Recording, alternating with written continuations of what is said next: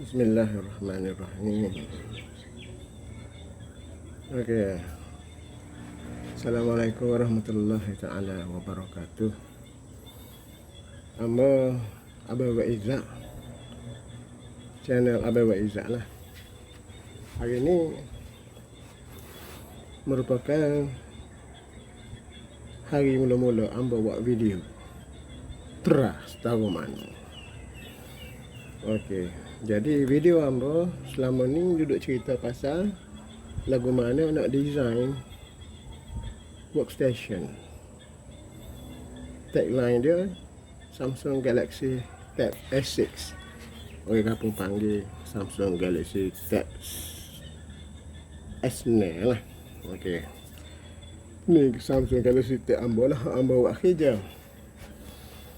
Jadi kalaulah video ambo ni bermanfaat, bolehlah pakak-pakak tolong, pakak-pakak tekan subscribe lah dah.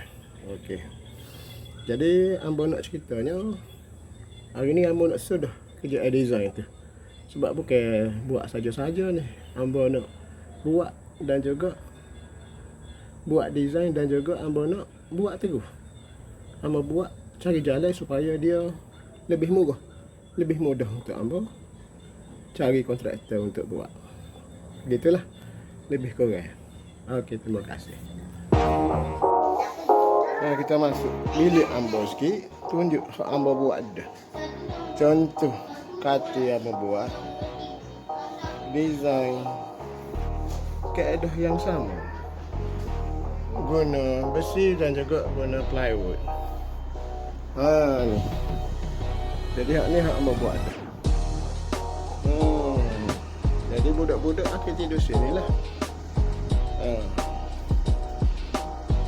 Bawah ni boleh buat storage, atas ni boleh buat rak buku. Jadi rak buku hak baru ambo nak buat tu nak bubuh, nak replace buku-buku ni lah. Gelewak banyak dah buku. Okey.